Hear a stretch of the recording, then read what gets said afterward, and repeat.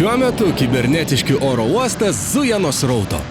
Verslo klientų vadybininkas Vidas skuba į lėktuvą ir skris į komandiruotę. Kelionė tolima, tad reikia nusiteikti siurprizams. Viešasis internetas.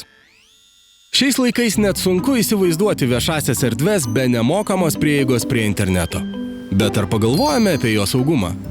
Ar kartais piktavaliai nesėdi ir neskrenda kartu su mumis, tik ir laukdami, kol prisijungsime ir pakliūsime į spastus? Viešasis internetas net ir su slaptažodžiu nėra saugus. Aišku, tai nereiškia, jog negalime net ir žinių ar kokio straipsnio paskaityti ar paguglinti kokį rūpimo klausimo.